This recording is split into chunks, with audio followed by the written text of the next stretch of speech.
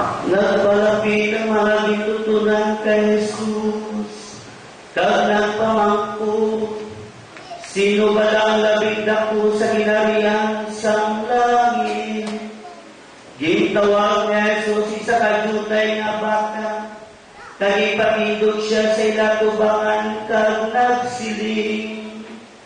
Dumduman ninyo ini, kung hindi ka mo magbaylo, kag mangitangay sa matagmay na mga kabataan. Hindi ka mo makasulod sa ginarian sang langit.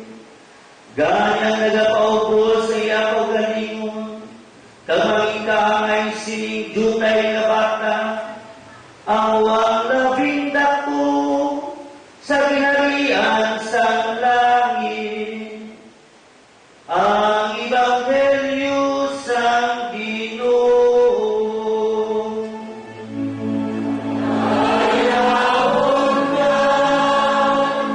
O Ginoo, Jesu-Kristo. Magpabilis sa partido.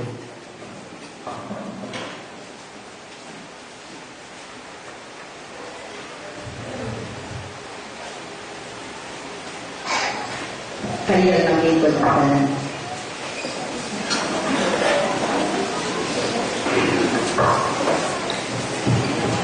Mayong aga sa inyo tanan. Happy Fiesta man sa inyo tanan. Ako lang ipahigit na nakalapot diri sa inyong parish. Nagkapasalamat ako kay Father at sa inyong tanan sa pag-ibita sa akin sa pag-upot ninyo sa pag-iwat sa sinyang kapistahan sa inyong patrona sa Santa Teresita de Jesus. Ang nabatian natin ng Ebanghelyo, ang version sa sila nakabuo na nakabuhi ni Jesus, version ni San Mateo. Ang si San Lucas at si San Marco nag-saysay ng sa sila nakabuo. Pero tinatagan nila sa background na wahay kaya kay San Mateo. Ini napagpamakot ni Jesus, sino ang pinatadako sa ginarian ng Diyos. Antes sila napamakot ng Diyos. Ang natabo, ang mga si Jesus, binbugyag na siya mga apostoles na siya pakato sa Jerusalem. Kagang mga apostoles, excited kaayo kay sila masulot na din siya sa pagtutok sa ginarian sa langit ng Diyos. Depende naman siya kahangkal sa ipagwala ng sa ginarian sa Diyos. Pag-ato nila ang ginarian sa Diyos, na itulog ni Jesus, isa ka ginarian na Butanon, na Kayutanon, na politikal, na mga Romanos, iya berhubung dengan pilihan ni David. So, daw excited sila kasi ang pinakalapit kay Jesus, pamuna na nag-positioning na sila. So, samtang sila nagpagulong sa Jerusalem, nag-istoryahan sila na nauna si Jesus, nagpabiling sila daw kailit sa ila istoryahan kaya naglalisay sila sino ang pinakadako sa ila, sino ang who is the greatest among them. So, mainit ang ilalalisay. Pagkabot nila sa balay, nanghabang si Jesus, ano ang ginaisuryahan ninyo? Huwag kasapat sa ila, ay nahuya sila. Dahil nila ginaawayan, sino ang pinakadako sa ila? So, nahuya ba na nagpakasanay na? So, paano si Jesus? Siling ni Jesus, kapula ko ang isuryahan ninyo. Sino ba ang pinakadako sa ginarian sa Diyos? Sa version ni Matthew, ang pamangkot binabalik dito sa baba sa mga apostoles. Nagpamangkot ang mga apostoles. Sino ang pinakadako? Dasong ginsupunan sa ginarian sa Diyos. Ibukan sa kontesto. Ikaw ni yes. kita mga tao, arat sa dalong kadalaman sa atong kadipusyon, ang gusto maging sikat, maging dako, maging tanyag. Ano na? Malayang ba na? Okay na.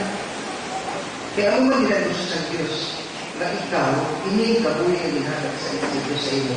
Ini imugi tatapan nga, tanan ng mga bugay, ginhatag sa iyo sa Diyos, imugi develop. Na ang imo kabuhi, ano kita, ang mga gifts mo, na ma-develop. Ang mga ginhampal ni San mo. San mo, no? Yeah. Man fully alive, a life that is counted, is the greatest glory of life. Ang tao na naanggit na, ang tanan na gifts niya na develop, amuna, ang ina, ang tumaya sa Diyos. Amuna, sila ni Jesus, kamu ang kasanay sa kalibutan. You are the light of the world. Let your light shine so that people, seeing the good that you do, realize ni Jesus na ang ato ni kabuhi masanan, puno sa mga maayo. No? So that people, when they see the good you do, may glorify God. Hindi kita magpasikat, agad kita manginsikat. Kita magpasanat, agad ang makita sa atin dito sa mga kayo magdumaya sa Diyos. So it's not about us. Ang naginambal ni Jesus, be the greatest in the kingdom of God. Hindi sa atin kaulinan ng naginambal, kundi sa dinalian sa Diyos. Pero sino ang pinakadako sa dinalian sa Diyos? Ang pinakaubos. Ang pinakaubos. Ang mga ni ang ginatulog sa akin sa kabuhi ni Santa Teresita. Si Santa Teresita, ang mga ambisyosa. Luya niya mga santo. Luya mga mga santa. Kagluya niya hindi ako pinari ng santa, kundi tako na santa. Pero pagtanong sa ikaw kayo, kagamay sa iya, kahuyang sa iya, kaway makakit sa iya, paano ko alam ko makataklat sa sina na bukid sa pagkabalaan? The Mount of the Beatitudes, the Mount of Holiness, the seventh mountain, pinabas sa mga spiritual writers. Why ako kakayahan? The soul, yan ang pamalandong sa tumation, that was the beginning of last century, or the end of 2 centuries ago. That was the age of technology already emerging, and dami mga inventions. And one of the inventions was the elevator. Taas-taas ng mga building, hindi na kailangan magsaka ang mga katawan ng subot ano sa kanila, kundi na-invento nila ang elevator, ang lift. Sininya, hindi ko kaya na magtakyan sa bukid sa pagkabalaan. Kaya wala ako, hiyang ako, gamay ako. Kung tayo may elevator, na hapos lang, na shortcut, saka tayo. Kagdalan niyo siya sa scriptures. Pagkakambang ang Diyos, dili ka mo kato sa akin, sa bako, kapareho sa piloy na nagasabak sa iya ng mga anak. Sinaaway niya. Magpasabak ako sa Diyos. Magpakarga ako sa iya. Agad siya madala sa ako dito sa iya ginalitan. Pero magpasabak siya, ako manging bata at ubangan sa Diyos. Kamulihan pa Jesus. Kutub na hindi ka magbago kung manging kasulong sa mga bata, hindi ka makasulog sa lahat. Pagpailubuson, kaparusang bata, nagasalig sa tanan lahat sa Diyos. Sa bata mo sa Diyos kagdapo sa iya ng natin. Kaparusang bata. Nagasabak pa ang Diyos sa mga sanda ko pagkulang. mahuya mo kita, no? Magpasarap kita, nagkakutako, yung nakutako, no? Sa tubangan sa Diyos, huya sa Diyos na kita, na pareho sa mga bata. But sino, mapailubusan. Ginasal, nagsalik, kanan sa Diyos. Ina ang mensahe sa kaluwi sa atong katabi. May agyo ako sa inyo. First time ko yun sa inyo parokya, sa installation ginambal ko sa atong mga nuluro at mga kaparian. Hindi ko tayo na magtunan kita sa atong pagpangalaga sa Senior Diocese. Pareho ang atong patungan. Kadungan kita ang kapadulong. Sige ko, ano ang plano natin? Sige ko, may ko kayo ang plano. Di kita magbalay sila ang plano. Pero ako kapalog, kung diin kita, di ko luya sa Diyos kita talon. Gusto sa Diyos na itulot ang iya inarian ako sa atin. Na siya ang mag-ahari din sa atong diocese. Ang atong patungan pagkato sa pinahiyang sa Diyos. Katauli ang akong ginaayo sa inyo. Magtungan kita pagkato padulong sa pinahiyang sa Diyos. Ano ang una na ikang sa pagsugod sa kapanglakato natin pagkato padulong sa pinahiyang sa Diyos? Amin. Maging kamay kita, magpainubusan kita, magbago kita, magliso kita, hindi makasulod ang dugalon sa ginagawa sa Diyos. So ako na, ang ayaw ko sa inyo, magpainubusan kita, kay basit maguglayan kita. Kanina dito ako sa Carmel, pag pamangkot ko ang mga tawag, sino, hindi ka malain, ha? Kaya manglipa kita dito, ha? Nabatian ko, nagpuno, ako lang, nabatian ko lang nga, nagpuno, ang mga taga-Negros, labi na ang mga taga-Bacolod, ikalun. Tuloy na. Ay, problema ako, hindi kita kasunod sa ginarian sa Diyos. Hindi kita kasunod. Hindi kita magpagalagon sa atong plano na magpabalay sa ginarian sa Diyos sa atong Diyos. So, ang una natin na buhaton, kita mapainubusin, magliso, simple. Atong itubyan tanan sa pamusan Diyos. Kapaliw sa bata, ang bata kabalong gawain siya, uyang siya, ang binug niya, nakabuhig, binug niya sa pamusan Diyos. Ano ba niya hinambat ni Jesus? Bulahan ang mga ilog, kaya sila makapanagtiya sa ginarian sa Diyos. Ano ang mga ilog? Ang mga, kapag sila gawain sila sa kabuhig, wayan sila malauman, kundi ang Diyos na lang, binatugyan ang ila, kabuhig sa pamusan Diyos. Magtutok kita dito, magmapahinubusin kita. At tubangan sa Diyos, at tubangan sa ating sitahan. Kagati sa kumatapos, kay kita araman subong at masulog kita sa pinasahi na tubig kubilayo sa kaluwi sa Diyos. I would like to end with this note on compassion. Ang kaluwi sa Diyos.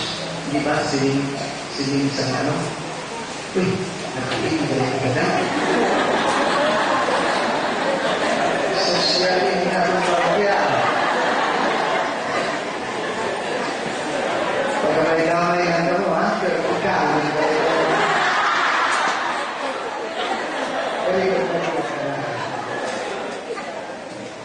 Tagapapulog. Sige lang, tagapapulog. Dapat kitagid ang the best. Kitagid ang amuna. Pero para sa Diyos. Di ba? Let your light shine. Ha? Para sa Diyos. Agod, kayawang ang Diyos ang amay na alas sa mga. Ha?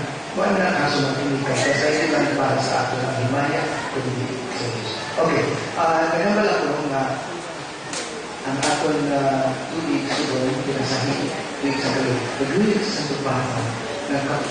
Kasubo nga ang Diyos malulitong sa atin. Kita na makatuon ka magkabalo na maging malulitong na sa atin sa katao. Kabalo ka mo, ang pinakamalulitong na tao sa kalimutan, ang mga kabataan.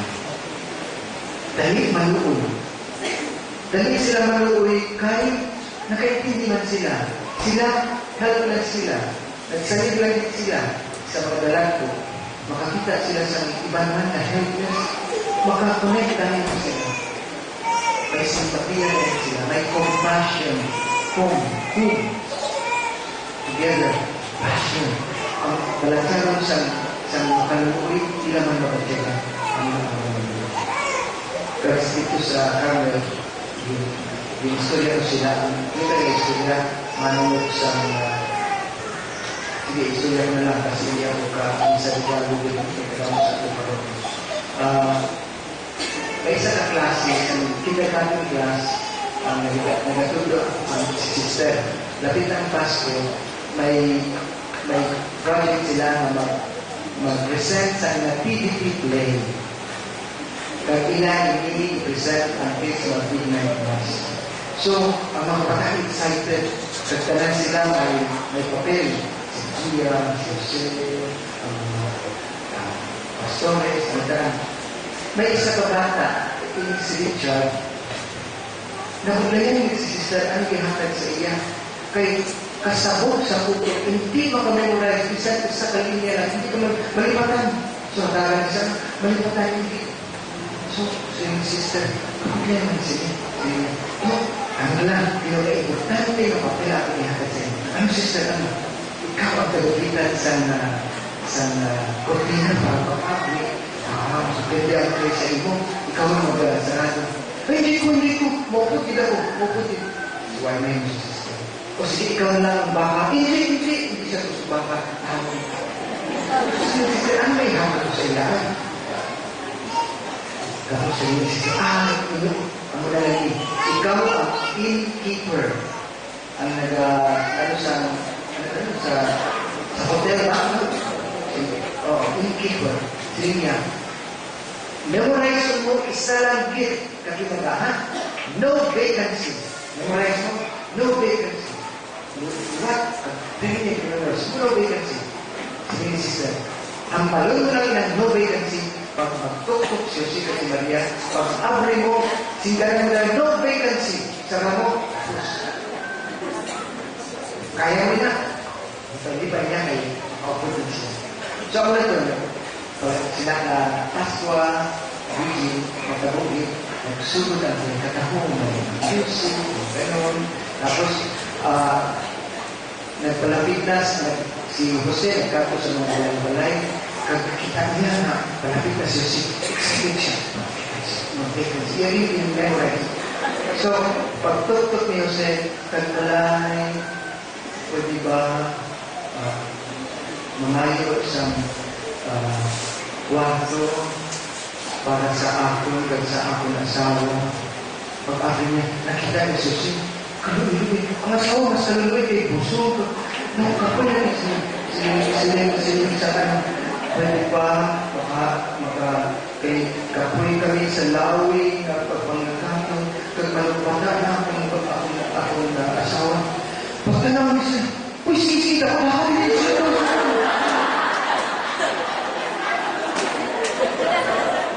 Naguba ang play ni sister. Pero kamo, ang mga ay kaluwi, nagkadlaw ka mo, pero dito sa pagkitabo sila, ay nagkadlaw. Kada mata may luha. Kanakambal, kung tangi ang innkeeper sa pag-abot ni Jesus, ang muto na bata, siguro si Jesus, wala na bata sa pasunan. Ang matas ng bata, kabalungan ito. Kaya siya mismo, kabalungan siya, ang pinakamalulungan din sa kabalungan. Nagpunta ang duyan sa Diyos sa atin, ang kitama ng malulungan. Magpapaubos kita, magpakabalay kita, at pagkabangkalitan, kapalimang sa Eucharistia, ang kasubok sa amay, itanang mga